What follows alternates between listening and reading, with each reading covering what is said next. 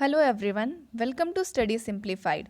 In this video we are going to continue with fundamental rights. Last class में हम लोगों ने article 22 complete कर लिया था, तो इस क्लास में हम लोग आर्टिकल 23 एंड 24 देखेंगे. Article 23 and 24 both provide right against exploitation. तो सबसे पहला क्वेश्चन आपका यहीं पे आ गया. राइट अगेंस्ट एक्सप्लॉयटेशन में आपको दो आर्टिकल्स मिलेंगे, याद रखना है 23 एंड 24. एग्जाम में ये पूछा जाता है. आर्टिकल 23 में क्या गिवन है, तो इन 23 prohibition of traffic in human being and forced labour के बारे में बताया जाता है, जबकि आर्टिकल 24 में prohibition of employment of children in factories बताया जा रहा है. अब दोनों आर्टिकल्स को हम लोग डिटेल में देखेंगे. चलिए, सबसे पहले आ जाता है हमारा आर्टिकल 23, जिसमें बोला जा रहा है traffic in human beings and beggar and some other form of forced labour are prohibited. तो देखिए यहाँ पे जो टर्म्स है उसको हम लोग समझ लेते हैं पहले.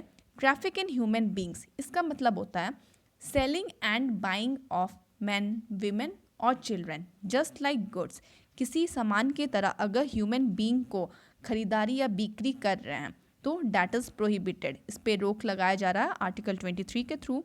एंड इमोरल, इमोरल मीन्स गलत तरीके से अगर किसी विमेन और चिल्ड्रन का खरीदारी या बिक्री हो रहा है, लाइक प्रोस्टिट्यूशन के हिसाब से समझ लीजिए, that is also prohibited under article 23. Next आ जाता है आपका बेगार. बेगार मीन्स होता है स्लेवरी.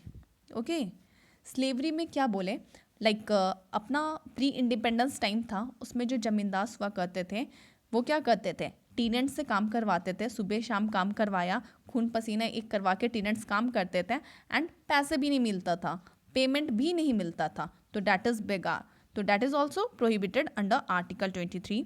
नेक्स्ट आ जाता है आपका forced labour. Forced labour means complying a person to work against his will. ठीक है, किसी पर्सन को ले आए हैं एंड उनके विल के अगेंस्ट, उनके इंटरेस्ट के अगेंस्ट उससे काम करवाया जा रहा है. वर्किंग कंडीशंस अच्छी नहीं है, प्रोविजंस अच्छे नहीं है, but just because of some kind of contract और समथिंग उस पर्सन को काम करना पड़ रहा है. वो जो बंधुआ मजदूर जो बोलते हैं ना, बस वही फोर्स्ड लेबर में वही होता है. ठीक है, तो ये जो तीन टर्म है इसको अच्छे से समझ लीजिए एंड इसको याद रखिएगा. अब इसमें एक एक्सेप्शन आता है, वो क्या है, तो state can impose compulsory service for public purpose and in imposing such services the state can not make any discrimination on ground of religion, caste, creed, जो भी है. तो देखो यहाँ पे यही क्या है कि स्टेट अगर चाहे तो कंपलसरी सर्विस ले सकती है अपने सिटीजन से एंड बदले में the state is not bound to पे.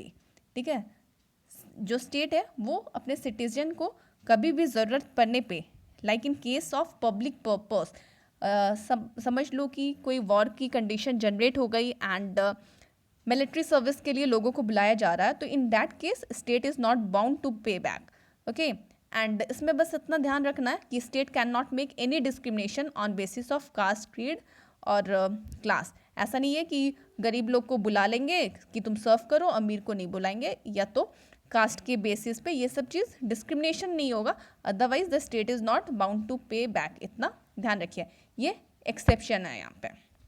एंड ये जो मैंने आपको बताया आर्टिकल 23 में, इसमें एक चीज़ याद रखिएगा, अगर इस आर्टिकल का उल्लंघन होता है तो वो एक अपराध है. Any contravention of this provision shall be an offence and it will be punishable in accordance with law. ठीक है, लॉ में जो भी पनिशमेंट प्रिस्क्राइब किया गया होगा उस हिसाब से ये पनिशमेंट भी मिलेगा, क्योंकि अगर इस एक्ट का, ये आर्टिकल का उल्लंघन होता है तो डैट विल बी एक ऑफेंस होगा, वो पनिशेबल ऑफेंस होगा, अपराध होगा. ठीक है, आई होप आपको समझ में आ गया होगा. एक इम्पॉर्टेंट चीज़ यहाँ से याद रखना है कि आर्टिकल 23 जो है वो citizen as well as non citizen दोनों के लिए प्रोवाइडेड है.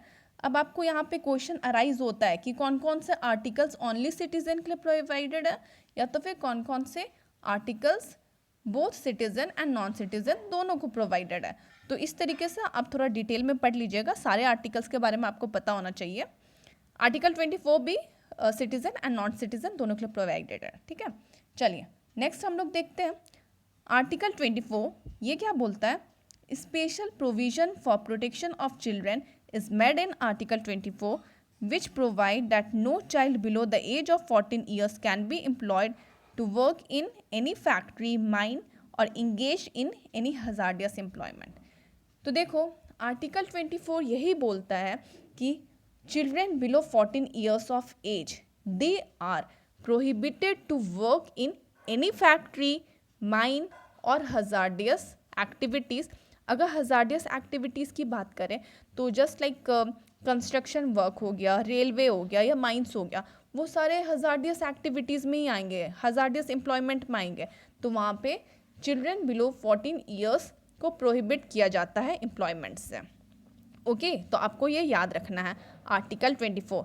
अगर मैं आपसे एक बात शेयर करूँ तो आप लोग को बताती हूँ, जो गवर्नमेंट है वो टाइम टू टाइम कुछ एक्ट्स निकालते हैं, ठीक है. तो एक एक्ट आया था जिसका नाम है child and adolescent labour act 1986 में. तो उस एक्ट के थ्रू क्या बताया गया कि जो भी 14 ईयर्स के बिलो चिल्ड्रन है they will be prohibited in all type of occupation. ठीक है, ऑल टाइप ऑफ ऑक्यूपेशन में प्रोहिबिट है चिल्ड्रन बिलो 14 ईयर्स. और जो 14 to 18 ईयर्स के चिल्ड्रन है they are prohibited in certain hazardous occupation. तो इस तरीके से ये चीज़ आप याद रखिए, एग्जाम में पूछा जाता है 14 to 18 ईयर्स के जो चिल्ड्रन हैं they are prohibited in certain hazardous occupation, जबकि जो बिलो 14 ईयर्स है वो ऑल टाइप ऑफ ऑक्यूपेशन में प्रोहिबिटेड है. तो ये कुछ जनरल नॉलेज वाली बात हुई जो आप लोगों को पता होना चाहिए, इसलिए मैं आपको यहाँ शेयर कर रही हूँ. और एक बात याद रखिएगा, ये जो 14 to 18 है ना, ये हजार्डियस ऑक्यूपेशन में प्रोहिबिटेड है. अगर कोई हार्मलेस इन्वायरमेंट है वहाँ पर अगर इनको काम करना पड़े तो that is not prohibited. Okay, तो ये चीज़ आप ध्यान रख सकते हैं. एंड ये जो एक्ट आया था 1986, इसका अमेंडमेंट भी आया था 2016 में.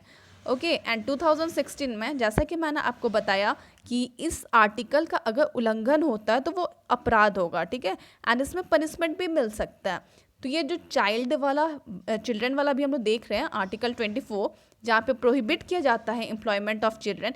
इस केस में अगर कोई एम्प्लॉयर पाया गया कि वो चिल्ड्रन को एम्प्लॉय किया हुआ है तो उसको इम्प्रिजनमेंट भी हो सकता है. पहले तो 6 मंथ का इम्प्रिजनमेंट था, अब वो 2 साल के लिए हो गया. एंड पहले जो फाइन था वो 20,000 था, वो अब बढ़ा के 50,000 हो गया. तो ये जस्ट फॉर नॉलेज मैं आपको शेयर कर रही हूँ. तो जो एम्प्लॉयर्स हैं उनको कभी भी एम्प्लॉय नहीं करना चाहिए बिलो 14 या 18 ईयर्स के चिल्ड्रन को. जो बच्चे हैं उनका राइट क्या है, उनका तो अधिकार यही है कि राइट टू एजुकेशन उनको मिले, ना कि उनको काम करना पड़े. और एक बात मैं और आप लोग को बताती हूँ, आप लोग को शायद पता होगा 2006 में, ठीक है, गवर्नमेंट ने बैन कर दिया था employment of children as domestic servant.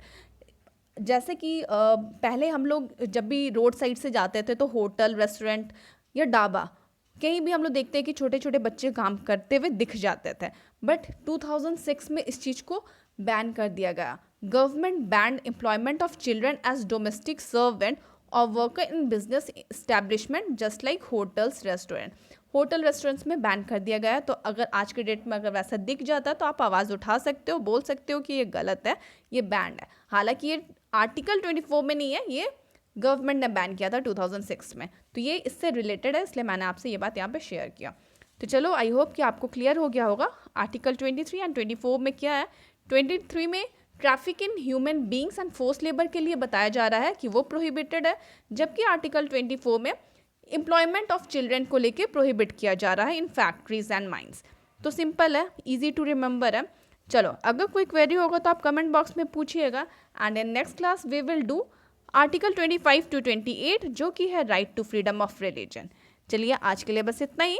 अगर कोई क्वेरी होगा तो कमेंट बॉक्स में पूछिएगा. And thanks for watching.